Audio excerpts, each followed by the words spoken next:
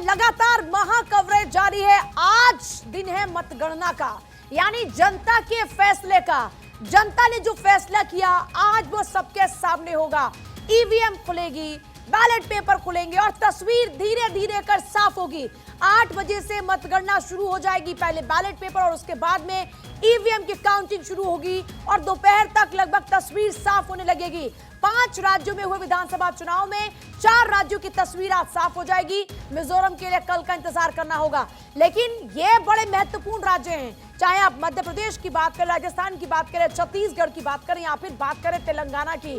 2024 के चुनाव से पहले इसे लिटमस टेस्ट के तौर पर देखा जा रहा है। इसे सत्ता का सेमीफाइनल माना जा रहा है। सत्ता के सेमीफाइनल में कौन मारेगा बाजी, किसका रहेगा पलड़ा भारी, जनता ने किसके वादों पर किया है भरोसा, जनता को किसकी बातें आई है रास, किसकी घोषणाओं में लगा जनता को ज्यादा बेहतर। और बड़ी खबर देखिए, 4 राज्यों में विधानसभा चुनाव के नतीजे आज बस अब से कुछ ही देर बाद का इंतजार है।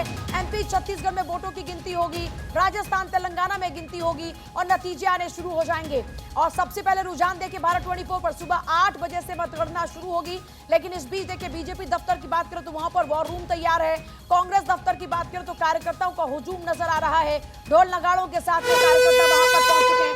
बड़ी खबर एमपी छत्तीसगढ़ को लेकर जानकारी, कांग्रेस नेता दिग्विजय सिंह ने इस बीच किया है ट्वीट और कांग्रेस नेता दिग्विजय सिंह ने कांग्रेस के उम्मीदवारों को दी है शुभकामनाएं। कांग्रेस के पोलिंग एजेंट सचेत रहे, दिग्विजय सिंह तो सचेत भी करें, निष्पक्ष मतगणना करवाएं, उनसे ये अपील भी कर रहे हैं। ये बड़ी खबर है इस वक्त की, दिग्विजय सिंह का ये ट्वीट। कल दिग्विजय सिंह कह रहे थे कि एग्जिट पोल चाहे कुछ भी कहें, सरकार तो हम ही बना रहे हैं। अब सरकार किसकी बनेगी बस कुछ ही देर का और इंतजार है। तस्वीर साफ होने लगेगी कि जनता का फैसला क्या कुछ रहा।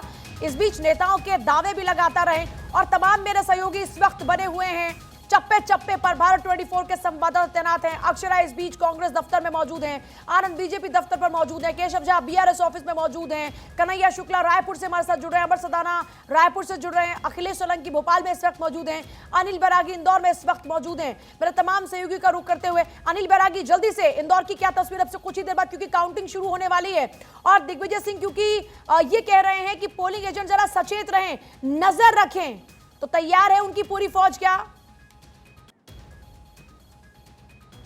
अखिलेश सोलंकी का रुख करते हुए, अखिलेश पूरी टीम तैयार है। दिग्विजय सिंह अपील कर रहे हैं कि सचेत रहना, निष्पक्ष होनी चाहिए मतगणना।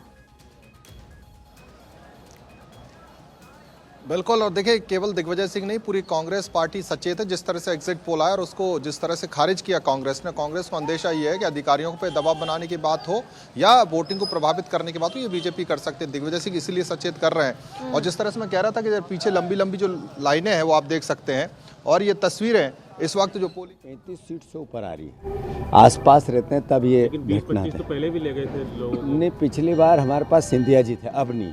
सिंधिया जी कह रहे हैं कि फिर से बीजेपी की सरकार बन रही है, मोदी जी और शिवराज जी के विकास कार्यों पर लोग आशीर्वाद देंगे, वोट देंगे।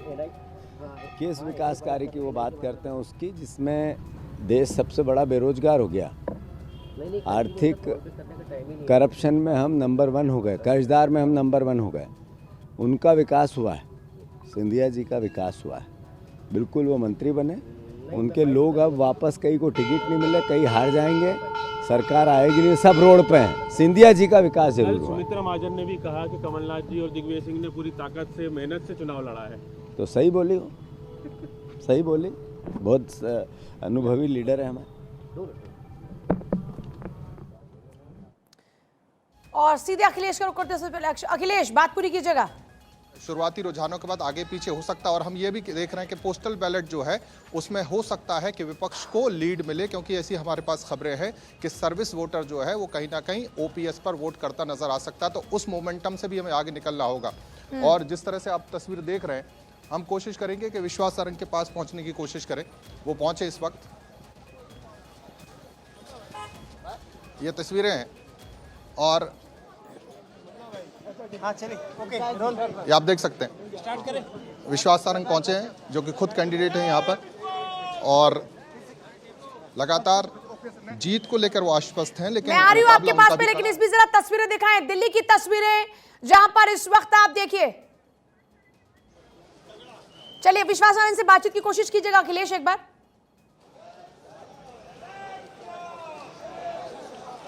बिल्कुल हम कोशिश करेंगे, लगातार मीडिया से वो घिरे हुए हैं, उनसे हम बात करने की कोशिश करेंगे। आपके आते ही नारे लगे जय श्री राम के, यहाँ पर जय श्री राम, हम सबके साथ हैं, उन्हीं का तो भरोसा है। 150 पार। तो जय श्री राम का नारा बुलंद कर रहे हैं विश्वास सारंग और कह रहे हैं उनको उम्मीद है 150 पार की। तो एक तरह से जैसे हम कह रहे हैं कि जो एग्जिट पोल आया उसके बाद भाजपा के जो नेता हैं उनका कॉन्फिडेंस हाई है और वो कह रहे हैं जय श्री राम का नारा, और जो और भी पोलिंग एजेंट्स हैं उनका भी हम रुख करेंगे, उनमें भी जोश हाई है। सवेरे से 5:30 बजे से पहुंचे हैं, क्या कहेंगे आप? आज काउंटिंग हो रही है, आप अंदर जाने की कोशिश नहीं कर रहे, जाना ही पड़ेगा। भारतीय जनता पार्टी, उम्मीद क्या है? मध्य प्रदेश में फिर से भारतीय जनता पार्टी की सरकार बन रही है, हुजूर में फिर कमल खिल रहा है। आप हुजूर विधानसभा शर्मा जी 75,000 मतों से विजय होंगे, ये हमारा। आप क्या कहेंगे? जिस तरह मैं अखिलेश आपके पास वापस लौटती हूँ। जीतू पटवारी फिलहाल मंदिर में पहुंच गए, पूजा अर्चना करते हुए नजर आ रहे हैं। इससे पहले वसुंधरा राजे की तस्वीर आपने देखी थी जहां वो दर्शन पूजन करती नजर आई थी। अभी जीतू पटवारी को आप देख रहे हैं और वो भी पूजा अर्चना करते हुए नजर आ रहे हैं। इस बीच एक तस्वीर यह भी है कि दिल्ली में जो कांग्रेस दफ्तर है वहां पर आतिशबाजी, ढोल नगाड़े अभी नजर आ रहे हैं। मतलब मतगणना शुरू भी नहीं हुई कि कांग्रेस कार्यकर्ताओं का जो कॉन्फिडेंस है वो इतना हाई है कि ढोल नगाड़ों के साथ आतिशबाजियां हो रही है। तस्वीरें देखिए, ये कांग्रेस दफ्तर की तस्वीरें हैं जहां पर अभी सूरज की किरण नहीं निकली, उससे पहले आतिशबाजी शुरू हो चुकी है। यहां पर आतिशबाजी शुरू हो चुकी है। अक्षय वहां पर इस वक्त मौजूद हैं। अक्षय, कार्यकर्ताओं को जोश कुछ ज्यादा ही हाई है। बिल्कुल हावी है और जिस तरह से जोश दिखाई दे रहा है, सभी कांग्रेस कार्यकर्ता ये मानते हैं कि उनकी ही जीत होगी। और आप देख सकते हैं कि ढोल नगाड़ों के साथ वो यहाँ पर पहुँचे हैं और अभी से उन्होंने जश्न मनाना शुरू कर दिया है। जबकि अभी अगर देखा जाए तो मतगणना शुरू भी नहीं हुई है। कुछ देर पहले आतिशबाजी भी यहाँ पर कांग्रेस कार्यकर्ताओं ने की और साफ तौर पर कह सकते हैं कि कांग्रेस कार्यकर्ताओं में जोश आई है। सभी का मानना है कि जो 4 राज्यों में विधानसभा चुनाव हुए हैं उसमें मतगणना जो होगी और उसमें जीत मिलेंगी वो कांग्रेस को मिलेगी। अब साफ तौर पर है कि तस्वीरें यहाँ पर दिखने लगी हैं। जश्न में डूबे हुए कार्यकर्ताओं को विश्वास है कि कांग्रेस जीतेगी, लेकिन अभी मतगणना शुरू नहीं हुई तो उसका इंतजार जरूर करना चाहिए। कहीं ऐसा न हो कि ये सिर्फ मसाला बन करके रह जाए। और आप देख सकते हैं आतिशबाजी जो हुई है, अभी भी कुछ तस्वीरें ऐसी हैं जो दिखती हैं कि किस तरह से कांग्रेस कार्यकर्ताओं ने यहाँ पर आतिशबाजी की है। पटाखे यहाँ पर आपको दिख सकते हैं। तो साफ तौर पर है कि पटाखे फोड़े जाने लगे हैं, जिस तरह से ढोल नगाड़े बजने लगे हैं। उम्मीदें कांग्रेस कार्यकर्ताओं को जारी है। क्या कहेंगे, जीत रही कांग्रेस? जीत रही कांग्रेस? कांग्रेस जीत रही है। 5 स्टेट में हमारा पेपर बहुत बढ़िया हुआ है। अब रिजल्ट आते ही लंका दहन हो जाएगा और 2024 में रावण दहन कर देंगे। देखो, तो साफ तौर पर है कि जिस तरह से कांग्रेस कार्यकर्ताओं में जोश का माहौल है, पूजा कह सकते हैं कि जोश तो हाई है, लेकिन ये परिणामों में जब तब्दील होगा और उसके बाद तस्वीरें किस तरह की आएंगी ये जरूर देखना दिलचस्प होगा। पूजा, जाहिर तौर पर इसीलिए कहा जाता है कि खाना भी हमेशा ठंडा करके खाना चाहिए। लेकिन चलिए ठीक है, कार्यकर्ताओं का जोश हाई है। और रमनीश वत्स और राहुल तलान लगातार बने। राहुल तलान, कांग्रेस के कार्यकर्ता कह रहे हैं कि जीत तो पक्की है और एक नहीं बल्कि 5-5 राज्यों में हमारी जीत पक्की है। पेपर हो चुका है, नतीजों की बारी, और नतीजों में हम पास नहीं बल्कि हम टॉप कर रहे हैं। देखिए, मुझे ऐसा नहीं लगता है कि ऐसा कुछ होने वाला है। और कम से कम जैसे आपने बोला कि खाने को ठंडा करके खाना चाहिए, इतनी जल्दी ढोल नगाड़ों की ज़रूरत नहीं है। बहुत क्लोज फाइट है। देखिए, छत्तीसगढ़ में जहाँ बीजेपी बिल्कुल एकदम ऐसा लग रहा था कि फाइट से बाहर है, वहाँ बीजेपी ने लड़ाई में दिख रही है बीजेपी। और 40 जो भी एग्जिट बोलते हैं 40 तक बीजेपी को दिखा रहे हैं। अगर 40 बीजेपी आती है तो मुझे लग रहा है कि छत्तीसगढ़ में बीजेपी सरकार बना लेगी। मध्य प्रदेश में भी बहुत क्लोज फाइट है दोनों पार्टी में, और राजस्थान में मुझे लगता है कि बीजेपी एक तरफा सरकार बना लेगी।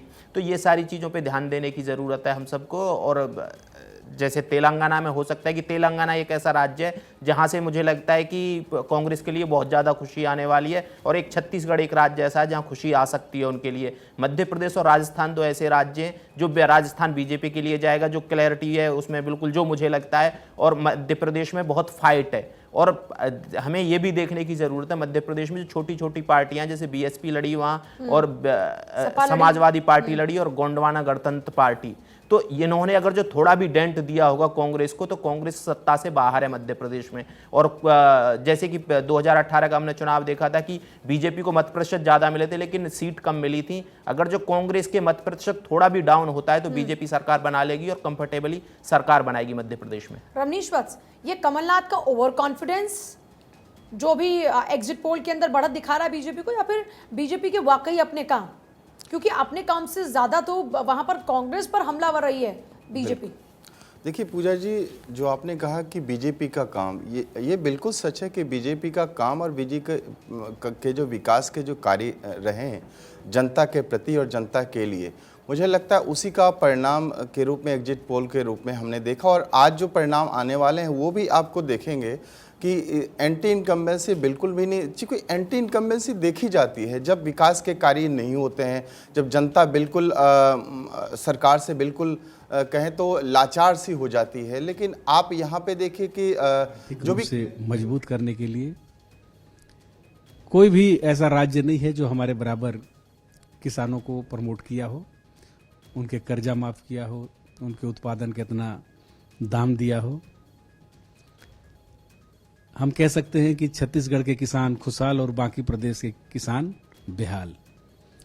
माननीय प्रधानमंत्री नरेंद्र मोदी जी किसानों की केवल बात करते हैं, वो किसानों के आय दूना करने की बात करते हैं, लेकिन लोग अपना हक और अधिकार मांगने जाते हैं तो उनको लाठी और डंडे से पिटाई की जाती है, उनको अलगाववादी कहा जाता है, उनको आतंकवादी कहा जाता है, उनको नक्सली कहा जाता है, ना जाने किन किन शब्दों से उनको नवाजा जाता है। तो ऐसे में पूरा देश छत्तीसगढ़ की तरफ देखता है और छत्तीसगढ़ का अनुसरण कर रहा है। ये हमारे लिए पॉजिटिव साइनिंग है। इस सभाओं में बीकानेर की जनता का अपार समर्थन मिला, स्नेह मिला, उसके आधार पर मैं दावे के साथ कह सकता हूँ कि मुझे बीकानेर की जनता का समर्थन मिलेगा और मैं उनके समर्थन से विधानसभा में प्रवेश करूँगा।